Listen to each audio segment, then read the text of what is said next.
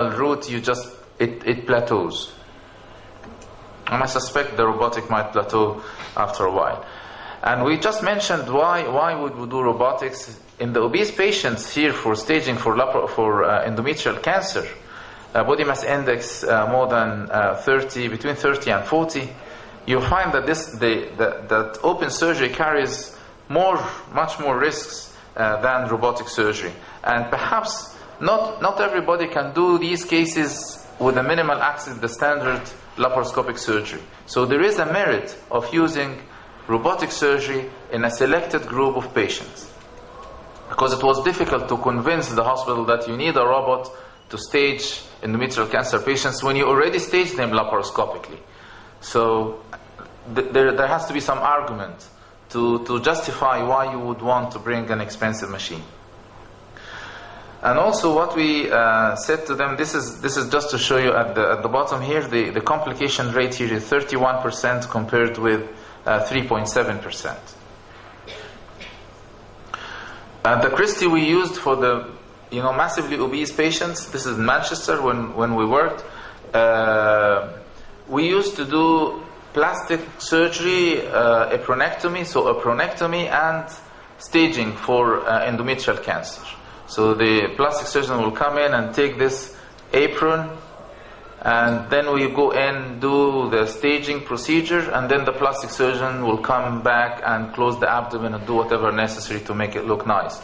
The patient usually stayed in hospital for maybe 4 to 5 days, used to come to clinics, plastic surgery clinics, to aspirate seromas and look at the wound and wound adhesions, and they're diabetic and on all this. But when we started doing the robot, actually, you reminded me. This is the patient that we did apronectomy on. Similar to that, this patient had robotic surgery, robotic staging for endometrial cancer, and she went home next day. She might not be that particularly happy that she hasn't had plastic surgery and apronectomy, but at least she went home safely without a complication and without undue prolonged stay in hospital or admission to the ITU.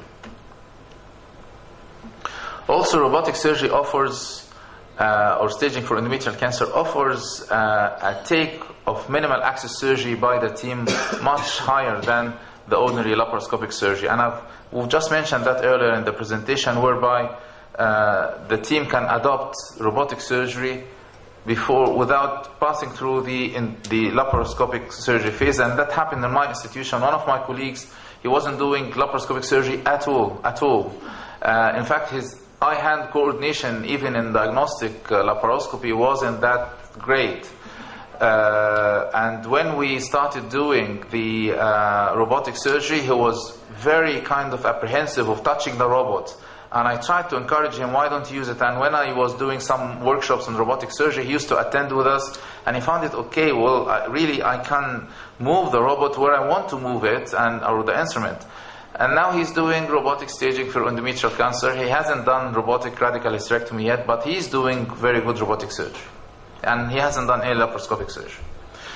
Now, the machine itself is $1.6 million.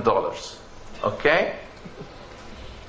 Or 1.6 to 2.5, depending on the electric mirrors والحاجات دي ولا لا. Maintenance fees 10%. They have to sign the contract for maintenance when you purchase the robot. And the instrument costs between $2,000 and $3,000, and you can use it for 10 times. There is a cost for training and other costs, and cost increased. So the average cost increased about $2,000 per case. Now, you can justify that by selecting the right cases you do it. We've mentioned if laparoscopy can do it, why would you use a robot? And there has to be a niche for the robot to be used in.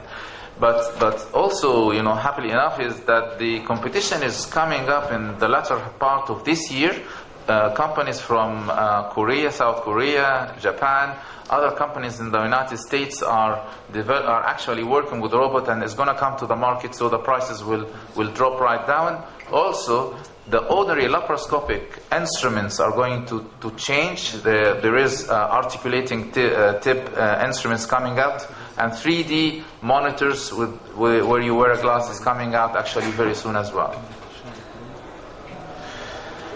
The American College of Obs and Gynae in March 2013 said that studies have shown that adding this expensive technology for routine surgical care does not improve patients' outcome. Does not jeopardize it, but does not improve it. So where are we now? It offers advances in technically difficult cases, that's for sure. Potentially improved outcome in cervical cancer patients, that's very good. We haven't talked about cervical cancer, but I would like to let you know that laparoscopic radical hysterectomy, as we will hear from Prof. Ahmed, is a very technically demanding and needs really special skills to be able to do that. And the robot gives you an edge to do it comfortably. You can do nerve-sparing techniques in cervical cancer surgery using the robot in a better way. Also, a shorter learning curve, and we've seen that. Still awaiting larger multi-center prospective studies evaluating long-term outcomes, self-reported patients' outcome. Because even with laparoscopic surgery, the long-term outcome, when you compare a lady who's had laparoscopic hysterectomy with abdominal phalangeal hysterectomy, if you come to her after 6 months or a year and say, did it make a difference? You say no.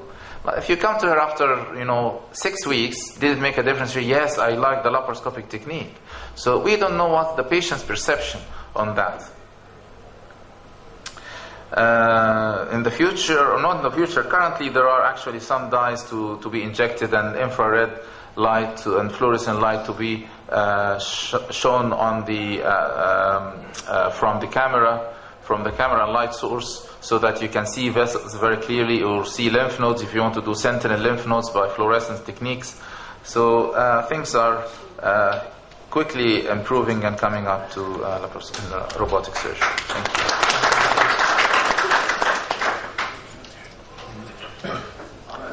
I have a question. If you need in your staging, paralytic staging, do you go all the way to IMA? Para-aortic, renal vein, you mean? Yeah. Yes. So, do you have any difficulty in the robotics in terms of the visualization? I initially had. Yes. I initially had, and I solved it by extra ports, an assistant to pull the fan retractor, an assistant to pull the peritoneum pulled, and all the. Sometimes the third part of the duodenum comes down, actually also and hides that right renal vein and all this, but with an extra port. Yeah. Magrina does, turns the table. Sidewalk. It's not sidewalk, And he finishes pelvic, so he turns the table, he unhooks the robot, turns the table 180 degrees, puts the camera at the symphysis to see better all the way to the paralytic lymph nodes. Huh? They don't like it, but then he showed the video. It takes like 30 seconds to change it, and of course they have the advanced that they know. Yeah, we've made a few videos for the European Society, and these are one of the educational ones that we posted on the site. But I'm not sure whether it will show or not.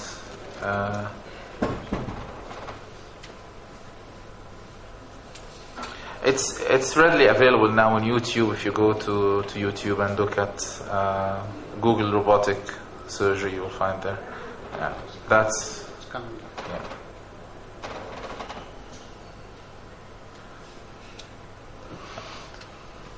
Is it clear or no? Yeah, it's not clear.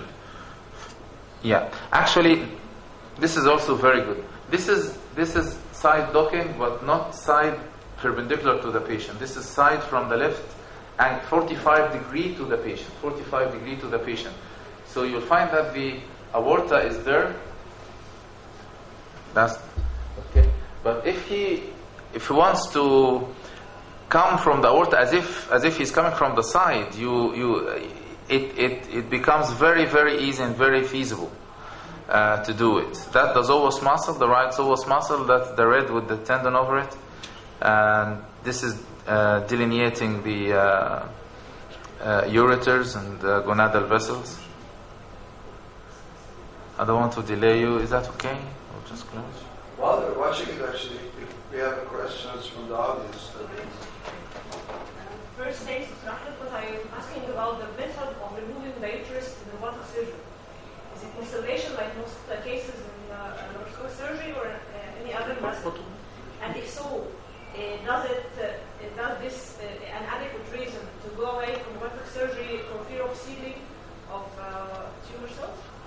When you do laparoscopic or robotic hysterectomy, and it's a total hysterectomy, not a subtotal, because this is cancer, you withdraw or pull the uterus from the vagina, from down below, intact.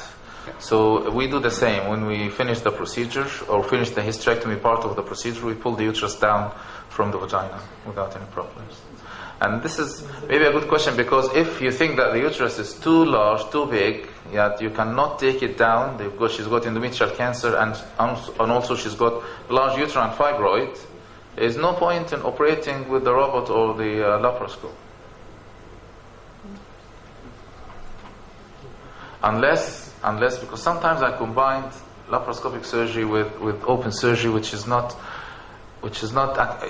protocol or not written. If I'm doing para-aortic lymphadenectomy, for example, you can do para-aortic using the laparoscope and then small incision to do the hysterectomy. But for the serious endometrial cancer, do you use this side? It will be difficult. To be honest with you, you'll do omentectomy, but it's a very, very infracolic omentectomy. It's almost a generous omental biopsy. Because you can't, with the laparoscope, it's much better. Because the laparoscope, you can switch the camera, put it at the shoulder of the patient. You go as if you are doing it open surgery. But with the robots, you can't reach that. So it will be a generous biopsy. Okay? Any further questions? Okay. Well done. Thank you very much. Thank you very much.